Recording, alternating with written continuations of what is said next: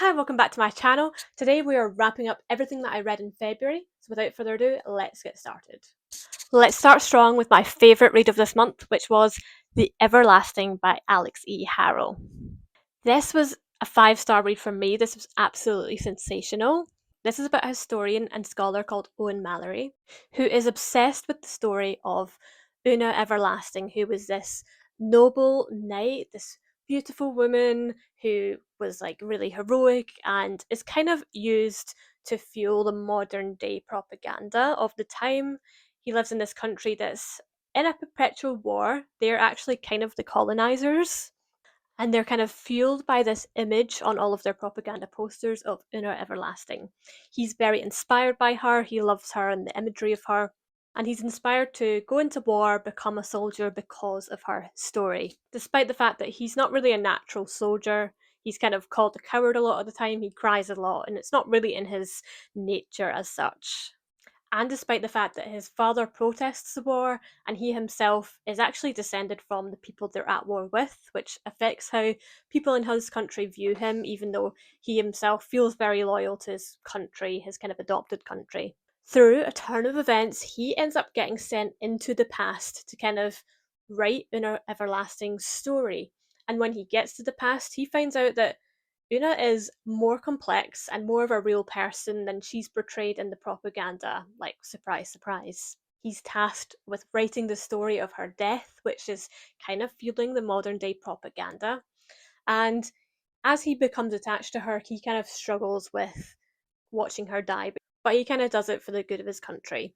However, some twists and turns occur. He ends up going back again and again and trying to rewrite her story.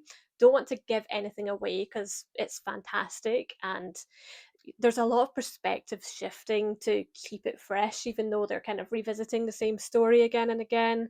We start from his perspective, and it's written in second person, so he's kind of speaking to Una, and then in the second iteration, we kind of get Uno's perspective and she gets to tell her side of the story, even though it's kind of a redo and there's some subtle changes. And this was just so compelling and so complex. It had so much to say about the nature of propaganda and colonization and all of these important topics. And it was also just a very romantic story and very fairy tale, medieval, with this modern element.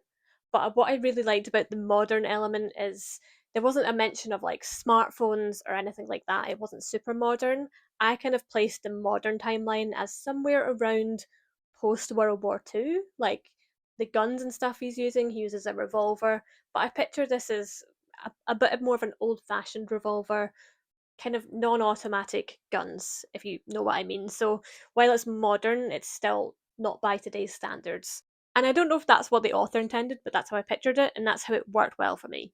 I think that also worked picturing like the real World War II propaganda of your country, you need you, and things like that, and picturing Una Everlasting, the knight, kind of in that style of propaganda that's still a bit old fashioned compared to today's propaganda. And the story was just wonderful. I just utterly recommend it. Go read it. It's amazing. It's not like your typical romantasy. It's a romance and it's fantasy and it's political and it's got a lot to say.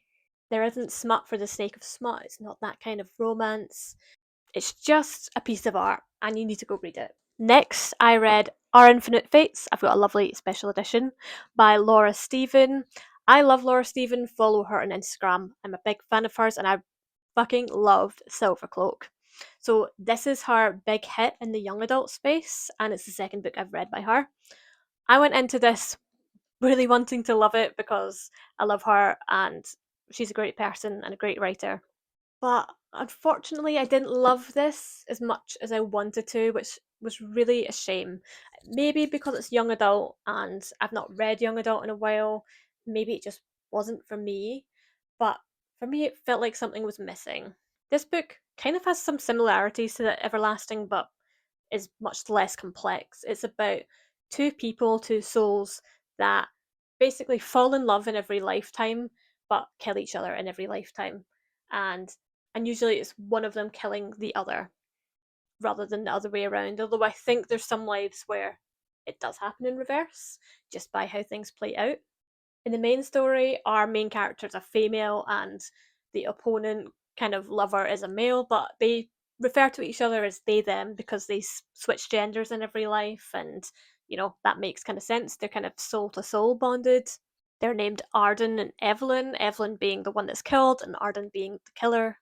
And we follow chapters set in kind of modern day Wales, which is our modern day story. And then we flip back every now and again to other lives and we kind of go back in time. So there's El Salvador, there's Londonburg, there's USA, I think there's Denmark, there's Russia, kind of Siberia area. There's so much, and we see so much of history. But all of those chapters, we kind of pick up with them during that moment where Evelyn is killed by Arden. We get reference to the rest of their lives and maybe their relationship in that life, but I feel like we lacked a little emotional impact in building that relationship because we were always watching the death rather than anything else. I think a lot of the relationship was kind of told rather than shown. Like, we're told they've had all these lifetimes together and that they've been in love, but we don't really feel that because, especially in the modern day story, there's a lot of emotional distance between them because Arden has to kill her and Arden's maintaining a lot of emotional distance in order to cope with that. And I think that all makes sense from a plot point of view, but from an emotional reader point of view, I think that's what made the story not quite work as well as it could have for me. Don't quite know how to fix that, but it kind of is what it is. I've seen a lot of different reviews of this story, and a lot of people felt kind of the same. So I know it's not just me. There was a big twist at the end. You kind of find out why they're having to kill each other again and again. And I did like the twist. I thought that was really cool and I thought it pulled it off. However, the build up to that, the first half of the novel, it did sort of drag for me, which I wasn't expecting. I went in with super good faith. So I was a little bit disappointed, but I still think it was quite good. I'm glad I read it. I think it probably took a lot of research to get all of the different countries and cultures over the years represented well. So I'd commend Laura Stephen for that.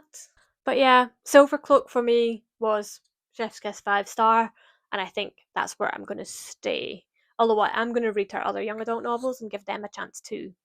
I just think it's interesting because this book sold really well and it was kind of her hit.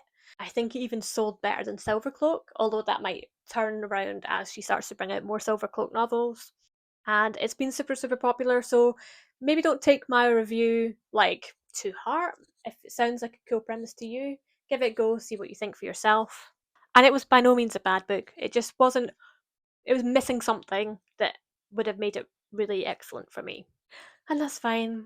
Not every book is for everyone, and all of that.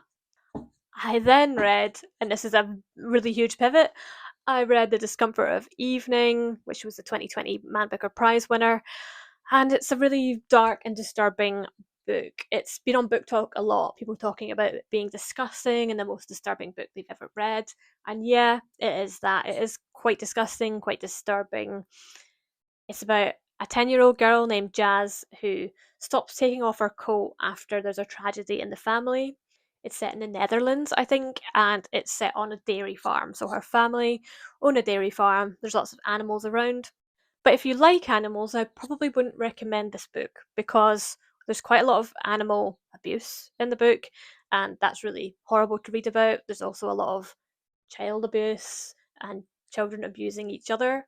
It's a kind of a story about neglect, which you can understand when there's a death in the family and the parents kind of are grieving and they start to neglect their children, and those children kind of spiral out of control and they have mental health issues that aren't addressed. And it's kind of a worst case scenario of how that can play out. But it's by no means a pleasant read. It's very uncomfortable. Definitely check your trigger warnings, and if you're sensitive in any way, I wouldn't recommend reading this. I can't recommend reading it in good conscience. But from a literary standpoint, it was well written. It was good. I just don't know if there's an element of it being so extreme and so unpleasant and people giving it more credit than it deserves because of that. I think the discussion around grief maybe could have been a bit more nuanced, and maybe that's not what they were going for. I think the first 100 or so pages was a bit more nuanced. I was kind of on board with it. I could see Jazz, she prays for her brother to be killed instead of her rabbit, and then that actually happens.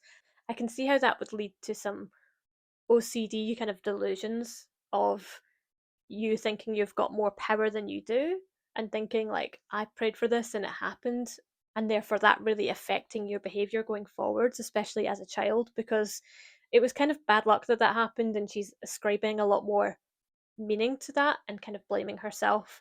And I think that's really interesting to examine. There's also a lot of religious aspects to the book. So they're a very religious, extreme family. And so, this magical thinking that comes with the religiosity, and the fact that it was a prayer to God that she's then spiraling and deluding about to begin with, the fact that she gives that prayer so much power is probably because they're such a religious family. I think that's all super interesting to discuss, and I had a lot of thoughts reading it, but this book was so bleak.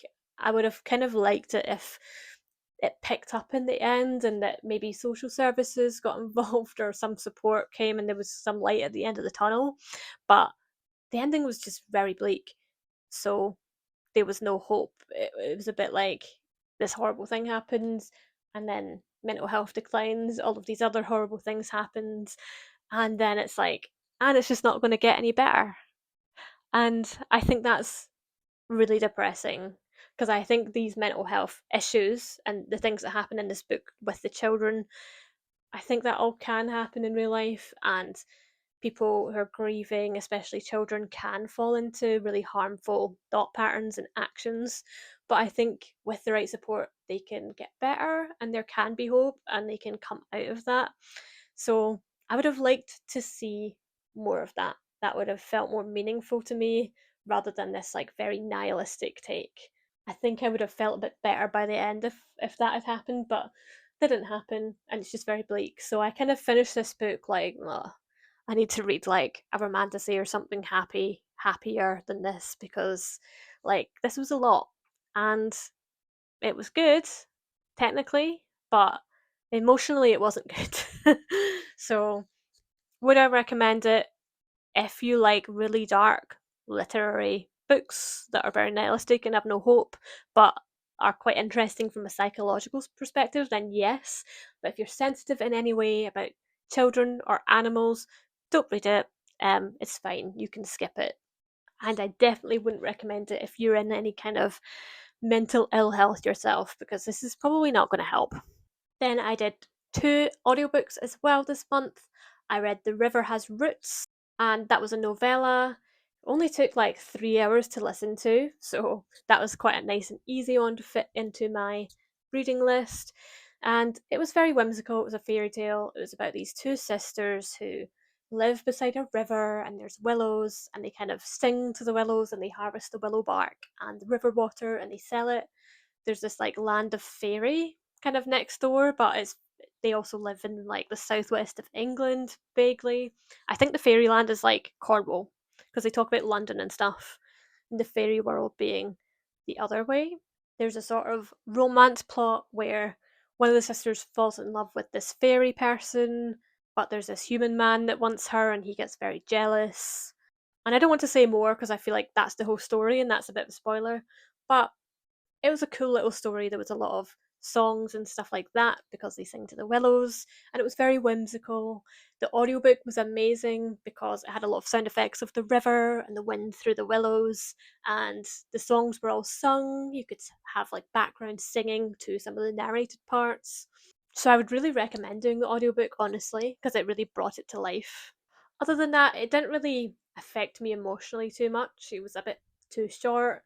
It was kind of just like a cool story. It was so short that I didn't really get too absorbed into it, if you know what I mean. But it was quite a relaxing listen, and there was dark elements to it. There was fantastical elements. It was very much like a classic fairy tale, like a dark fairy tale with kind of a warning lesson in it. That's what it felt like, and I think that is really cool. So I would recommend it. It's short. It won't take up too much of your time, but it didn't like affect me too much. It didn't like alter my brain chemistry. It was just cool, nice, moving on. And then the final audiobook that I did was Dragon Rider, and that was so much fun. I read the reviews after though, and people were like, "Oh, it's just like Aragon," and like it was okay. And maybe it's because I've not read Aragon, or I don't read a lot of like normal fantasy that's not romantasy. Maybe I'm like too easily pleased, but I thought it was really good. Especially the first half of the book. I think it did fall off in the second half.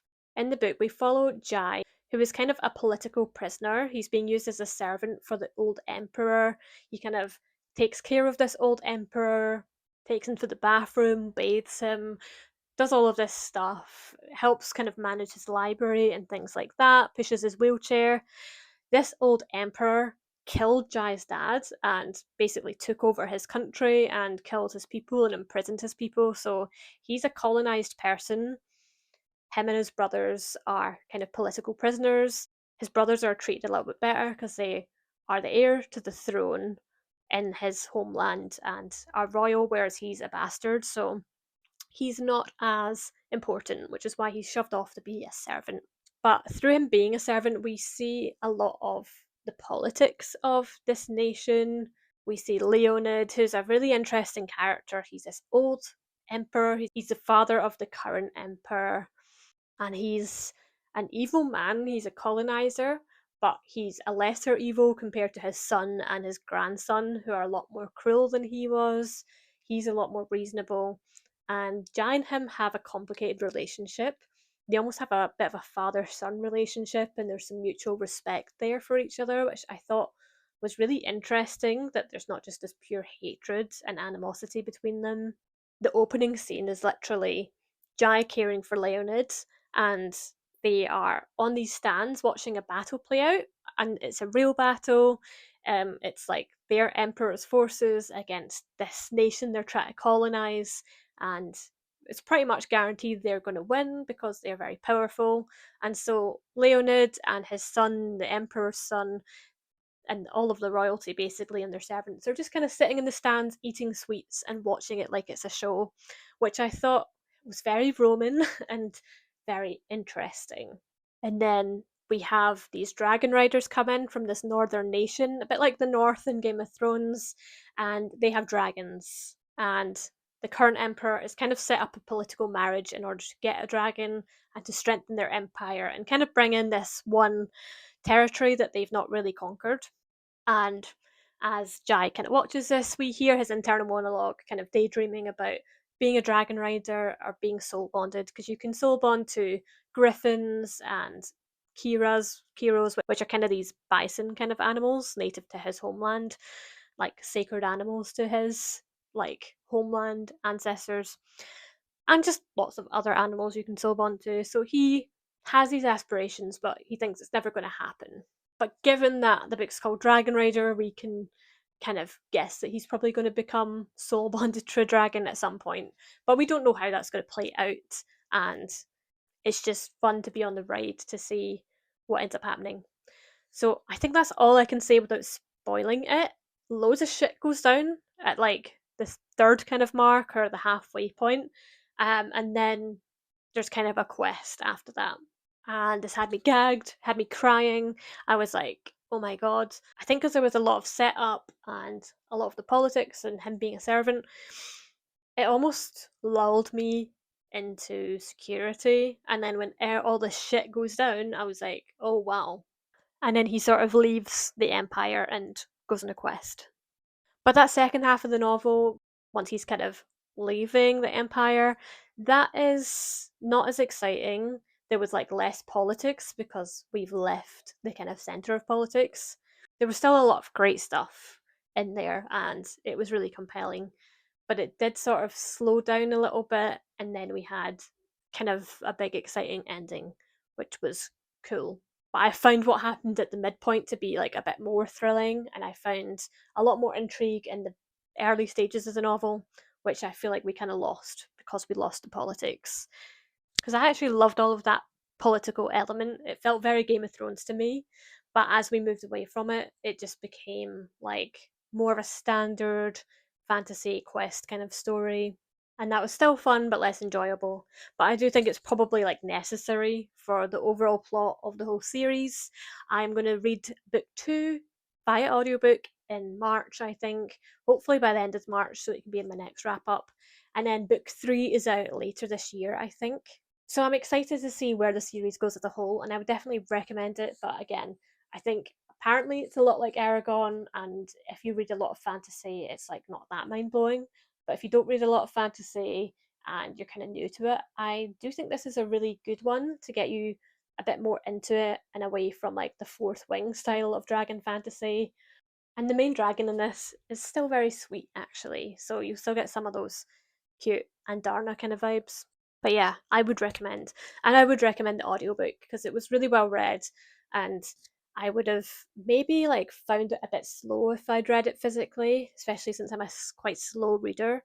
But as an audiobook, it was fantastic and I loved it. I'm going to read the rest of the series via audiobook format because that's just perfect for me.